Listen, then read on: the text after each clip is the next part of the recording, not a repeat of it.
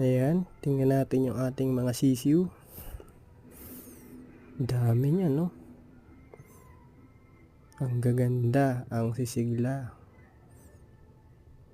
Ito pa sa ibaba. Yun, no? Wala na tayong mapaglagyan, kaya scratch pen muna ginamit natin. So bukas madadagdagan pa ulit yan. Ito pa, 13 pieces din to. Dito sa kabila. Yun. Puro plain water lang ang binibigay natin sa kanila. Pag ganyan mga maliliit pa, hindi natin sila sinasanay sa mga gamot-gamot. So pag medyo malaki na, pwede nalagyan ko ng vitamins. So yun. Ito, kung konti lang to, 8 pieces lang yung isa na yan.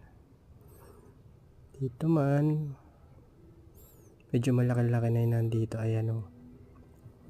Actually, pwede na iwalay yung inahin dyan, pero hindi ko muna inanat. Marami naman na tayong papisa pa. Hindi ako kagad nagwawalay ng inahin. Ayan, pagka ganito nakalaki, saka ko inaalis yung inahin. Kaalis lang ng inahin yan. Malamig kasi ngayon. Kailangan niya ng init ng mga sisiw. So, yun lang. Happy farming!